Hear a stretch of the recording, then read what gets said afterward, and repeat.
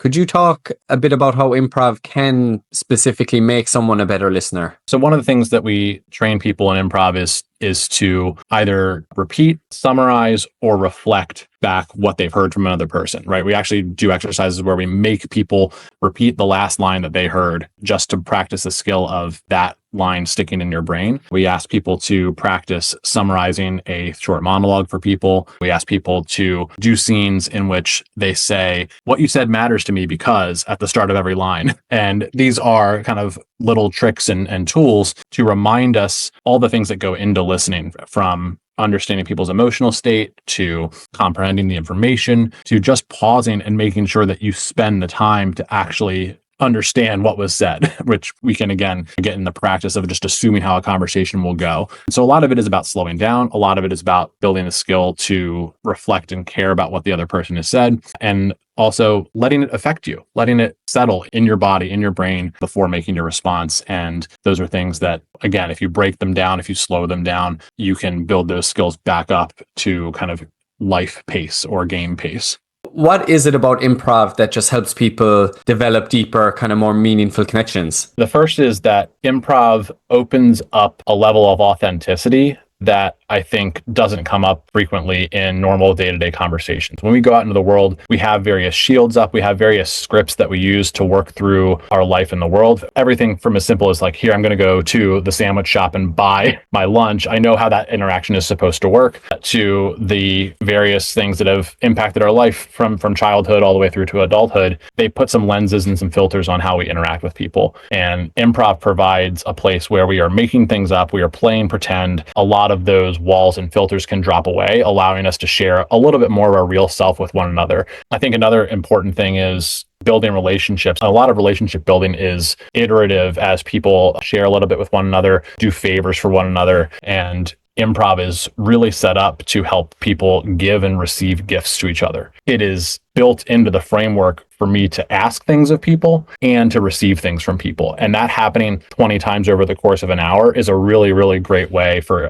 relationships and connections to build quickly. Do you have any kind of practical exercises or techniques that someone can start using today? The best thing that people can do to integrate these skills into their life is get in the practice of asking people questions and adding information to conversation. So you don't have to do a fancy improv exercise. You don't have to get 6 people in a room together. But when you're out shopping, asking the person you're talking to one question at the end of your conversation. It can be based on something you observe in the environment, about the earrings that they're wearing, whatever it is. Getting used to continuing that conversation about something that the other person might be interested in, or adding something of your own. All improv is people adding one little piece at a time, and getting comfortable doing that and hearing the response can be really effective. If you want to do something a little bit more actory and fun when you are walking about or driving, I like to look at people, do people watching and just start talking as them. It's easier to do if you're in a car where nobody can hear you. Imagine what they're doing. Look at their body language. Look at how they're interacting with people. Look at their physical movement and how they interact with the world, and start telling stories to yourself about them, getting to that creative mindset. And if you're alone, it's a little bit easier and a little bit less embarrassing to do that.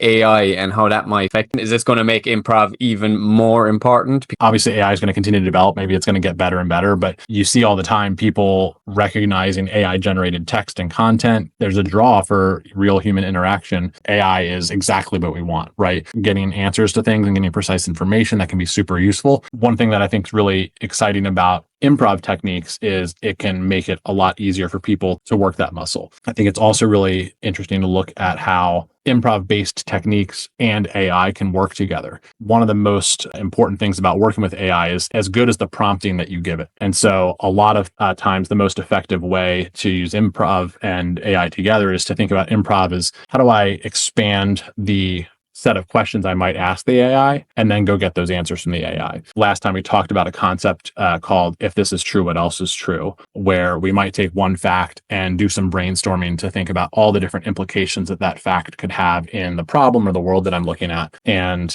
it's a much more powerful thing to get information from an AI system if you've done that creative work ahead of time than to just ask it one targeted, small, specific question.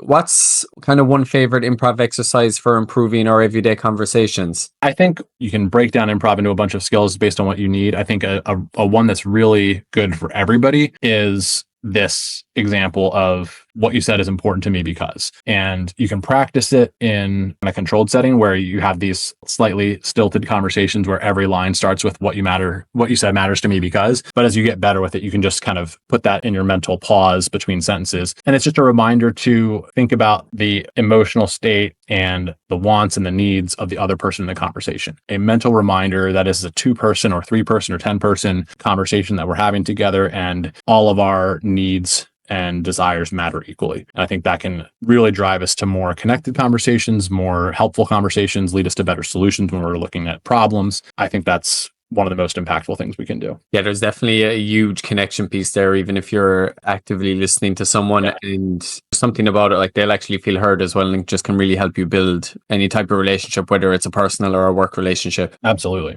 How can improv help someone to integrate and build a sense of community, especially when you are moving to a new place? I think improv is really effective for this because of 2 reasons. One is it draws a wide range of people. I think more so than a lot of other different activities, right? If I go and play intramural sports, for example, I tend to get a bit of a narrow or subsection of the population where I'm doing that by virtue of a bunch of different reasons. But improv draws a really wide crowd. I think part of that is because improv is one of the most broadly accessible art forms. You don't need specific skills to start doing it. You don't need specific equipment to start doing it. It can be done in a room with 2 chairs or in a park with no chairs, and it ends up bringing together a lot of different people. So if you put into a room with 12 people from a bunch of different backgrounds, you're more likely to find somebody who connects with you rather than maybe something that's a little bit more homogenous. And then the second thing is, as we were discussing, previously, the activity itself lends itself to vulnerability, to connection, to opening up, and to bringing down some of the defense mechanisms and barriers that we have when we interact with new people. When we're building community, we're talking about building individual relationships that have a network connection among different pairs, right? We have a bunch of different people connected in different ways. And that starts with 2 people at a time trusting one another. That starts with 2 people at a time opening up to one another. And improv classes, especially the early ones, are really geared towards making that happen.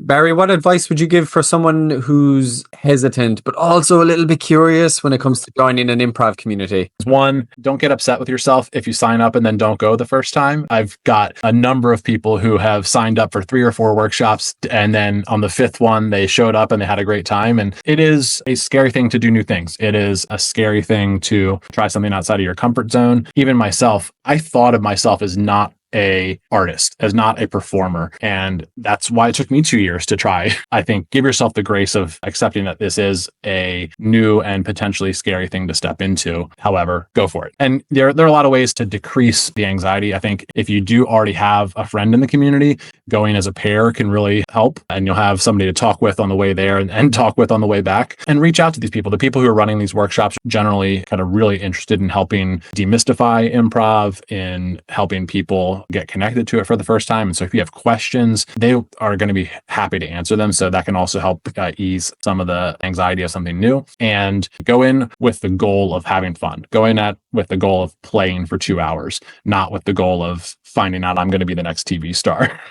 How specifically can improv build resilience? I think resilience is one of the most important skills that we have across all manner of work. And it's become a topic that's really pertinent in today's world, especially in a bunch of different fields like healthcare, hospitality, entrepreneurship. Like this idea of resilience is the ability to persevere through challenges, to the ability to try things again until they work. Improv and play specifically can help with that in a number of different avenues. One is by getting to play with stressful situations in a low stakes environment. We build the neurotransmitter, the neuropathways of dealing with challenges and learning that we can get through those. There's a game in improv that we play called 10 Things, where I give you a category, say ice cream flavors, and you have to name 10 ice cream flavors. The rules of the game are set up where the actual goal is not to say 10 ice cream flavors, it's just to say 10 anything. We practice that, we get positive feedback from the team,